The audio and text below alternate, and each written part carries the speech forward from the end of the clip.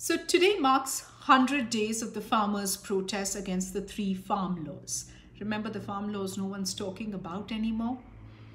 Thousands from Punjab, Haryana, Uttar Pradesh, Rajasthan, Bihar and Madhya Pradesh have been camping out at three border points leading to Delhi. So Tikri, Singhu and Ghazipur. Now their demand has remained exactly the same since they first arrived on the 26th of November. That repeal the laws completely and give us a legal guarantee for procurement at a minimum support price or MSP. So far, 11 rounds of talks have been held between farm unions and the government, and the closest the two sides came to a breakthrough was an offer by the centre in the 10th meeting. It's actually just a week before Republic Day. The government at that point in time was ready to put the execution of the farm laws on hold for 1.5 years. Prior to that, they had agreed to a written assurance that the MSP scheme will continue, but there won't be a legal guarantee. Now, many, including the government, of course, felt that this was a good enough offer. After all, the MSP has never been a law. A large chunk of protesting farmers are from Punjab and have benefited from the MSP regime, something farmers in other states have not. Also, that the farm laws make no mention of the MSP, and that legalizing it could have serious economic consequences. Now, from the farmers' point of view, there was simply no scope of compromise. And so their tents have sort of become permanent camps. The tarpaulin and the heaters that were keeping them warm in the winter months are now being replaced with electric fans, mosquito nets. Nothing really has changed apart from the season and the rising casualties. At least 250 protesters have died due to various reasons in the last 100 days. The president of the Bharatiya Kisan Union, Rajewal, puts that figure at about 300. One death is an exception. A Republic Day tractor rally planned by the farmers on Delhi's outer ring road erupted into violence, and 25-year-old farmer Navreet Singh was perhaps among those who strayed from that pre-planned protest route and died. The police say it's because his tractor overturned. The family is claiming before the Delhi High Court that he was shot, which is why the tractor overturned. The last update we have is a High Court order directing the Uttar Pradesh police to hand over the original X-ray plate and a video of the post-mortem to the Delhi government and the victim's family.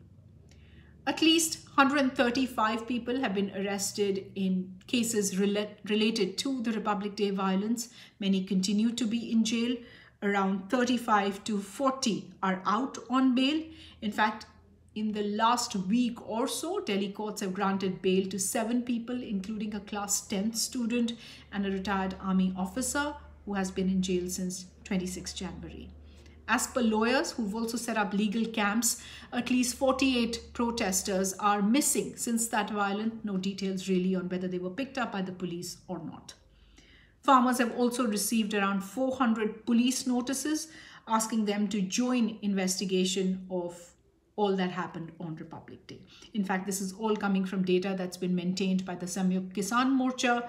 As you know, it's a union of farm organizations. What's happening on the ground? Well, protesters in a sense have learned to live now with intermittent water and electricity supply. As I said, the Singhu and Tikri borders continue to remain completely blocked. The Ghazipur border is open only for traffic from Delhi to Ghaziabad. There's also been a pushback against journalists and social media platforms, and also some amount of political churning. Massive gatherings, Kisan Mahapanchayats, have been held in various states. Farm leaders, including Rakesh Tiketh, sort of the first among equals since Republic Day, have managed to mobilize lakhs.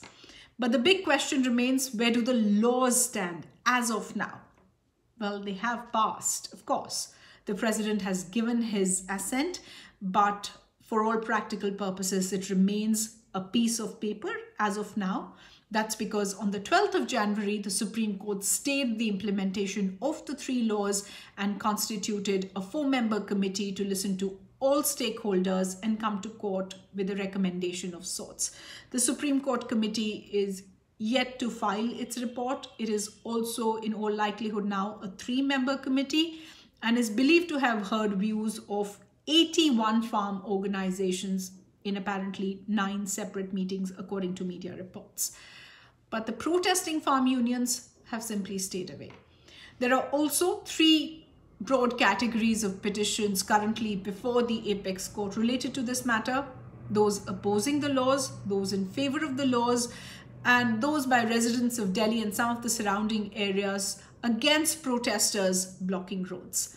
The Agriculture Minister has reiterated time again that the government is ready to resume the talks if the farmers are agreeable to the government's offer of holding back the 3 laws for 1.5 years. Well, that offer was rejected in the last and 11th round of talks that took place on the 22nd of January. In between, the Khalistan conspiracy and charges of sedition have popped up time and again, including when climate change activist Disha Ravi was arrested for editing a toolkit, a protest manual allegedly written by Khalistani elements who wanted to use the farmers' protest to create violence and sort of disaffection, so claim the agencies. The court found, and I'm quoting, "any call for any kind of violence is conspicuously absent," unquote. So what's the crux? Are the laws here to stay? Well, the Prime Minister has indicated on more than one occasion that the farm laws are progressive, they're good for the farmers, and hence, by implication, here to stay. Is the impasse likely to break?